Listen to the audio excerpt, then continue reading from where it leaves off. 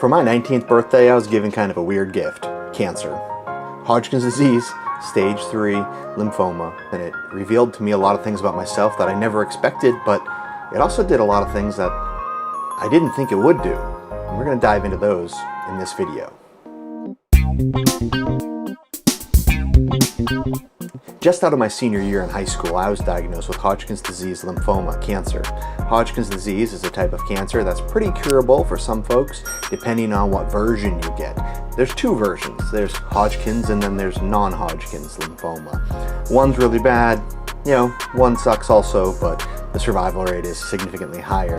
In my case, I was diagnosed with Hodgkin's disease lymphoma, stage 3.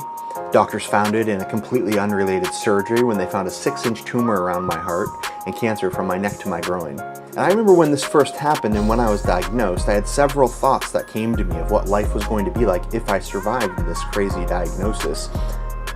But I really had no clue what was going to happen next. I'm going to talk about some of those things in this video. And the first thing that happened after I had survived cancer that really surprised me was how quickly the time went by. Really. I know that sounds like unimaginable, especially if you've never, luckily, had cancer or been through chemotherapy and radiation, but I'm curious if you felt the same way. For me, I had 6 months of chemo, 12 weeks of radiation, a couple surgeries, a couple biopsies, all kinds of bone weird tests and things like that. But before I knew it, I was on the other end of it. And I was kind of left with this bag of questions about my life and why I survived and looking for like the hallmark moment of how this is going to fix everything, and it didn't. And all I really became was a cancer survivor, and nobody really prepared me for how to live life as a cancer survivor. And here I am, 16 years later doing a video about my experience with cancer. And there's part of me that wonders if that's even relevant. Like, why would you care? Why would you want to watch a video from a dude who survived cancer 16 years ago? And then there's a part of me that wonders how many other people who have been through something really crazy like that at a young age still think about it every single day. Because I know that I do. And my first thought, when I went through chemotherapy and radiation and found out that there was potential I could die, but I probably wouldn't, was, wow, I actually don't want to go and jump out of a plane now that I've got this news. I actually don't want to go and do something crazy and try to live in the Amazon under mud like Rambo did or something. Actually, all I want to do is just keep breathing and make it through this and figure out what's most important to me in life. It was kind of fascinating and kind of depressing at the same time, because in my head I knew what I wanted cancer to create for me and my new relationship with Hodgkin's disease. But in my heart I knew it was going to be really hard, and I was shocked to find out how quickly time passed. And now here I am years and years and years later, and I'm reflecting back on my life saying, my gosh, time passed that quickly when I had treatments, and it's passing even faster. Thankfully that I'm not dealing with cancer still on a physical level. On a spiritual level and mental level, now that's a different story. The second thing that cancer didn't do is it didn't fix all the other issues in my life. In my head and in the movies we hear people saying that somebody gets diagnosed with cancer and then they fall in love with the love of their life, or then they magically they get sent to go and live on some island and they get rich and all these life of abundance falls upon them. That didn't happen to me. The girl I was dating broke up with me after 3 years of dating, and then I have 3 older brothers who are very successful in their own right, but our relationship really didn't get any closer because of this.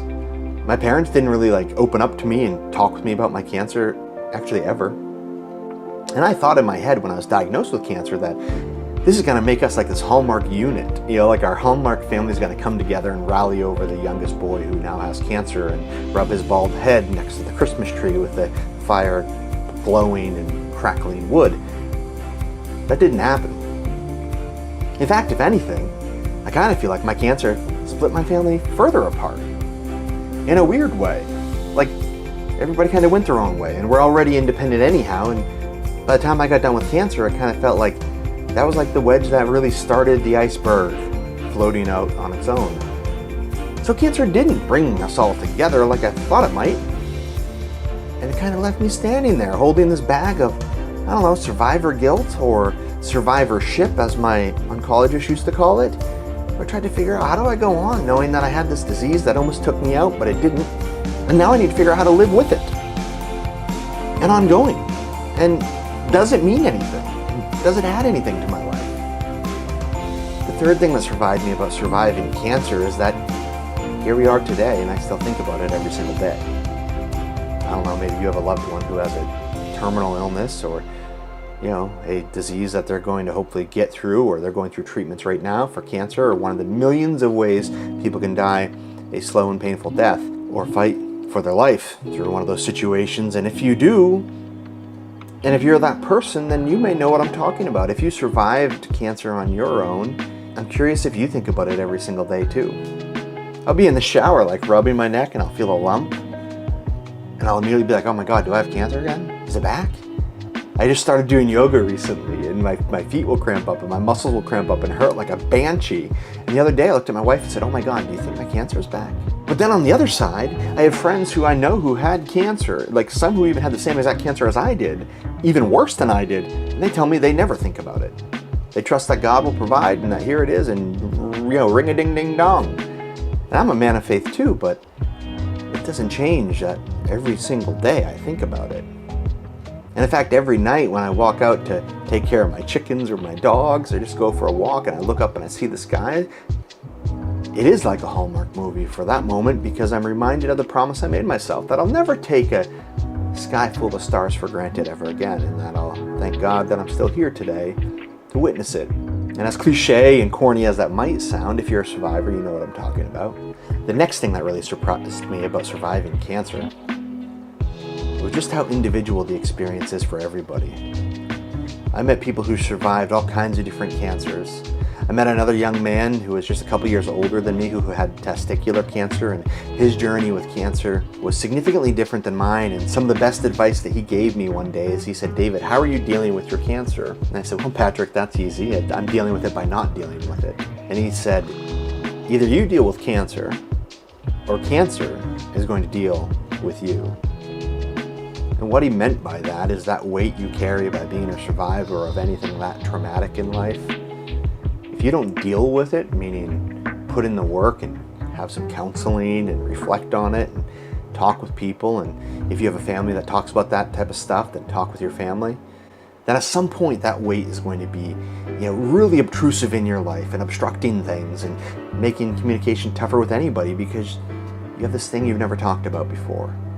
And it influences many of the decisions you make from here on out. And the final thing that I'm going to talk about for today, but maybe we'll come back and talk about it some more, because for me this is kind of just like at-home therapy, was how to this day I can feel God's presence on my life. And for me, it reminds me of that feeling of the night that I was diagnosed in a hospital in Houston, Texas. It was completely unexpected. It was just me and my mom in this strange hospital.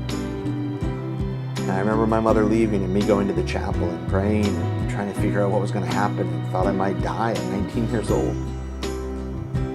And I felt God speak to me that night and tell me, I'm going to get you through this. And I don't care what God you believe in, what faith you do or do not have. But there's promises I made going through this experience. And one of them was that I'll never shy away from recognizing that presence in my life. It doesn't make my life any easier, I guess, if I'm honest.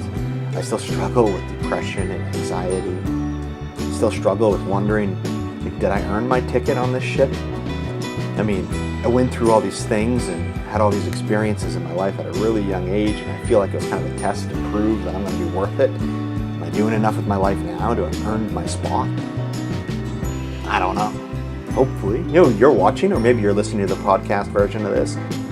But if you're a survivor today of anything, but if you're going through cancer specifically, or perhaps you've already been told that you won't be a survivor, I just want you to know you're not alone. And I know that doesn't add any comfort, but it's the truth. And really the only thing that I sought after when I was going through treatments and when I thought that I might die was somebody to just be honest. Really just wanted someone to speak to me and say, David, how are you doing? And instead of looking at their watch when I was 2 minutes into talking about how sick I felt, all I really wanted them to do was just listen. You don't have to fix it. Just listen and be honest. So whatever journey you're going through today, whatever challenge, whatever thing that's trying to knock you down, know that you're not alone. I know that doesn't make life any easier, but perhaps it provides just a little bit of comfort so you can get through to the next day. see what tomorrow brings, and at some point you'll look back and say, my gosh, time flew by. The one thing that stayed with me is this thankfulness that I'm here today breathing.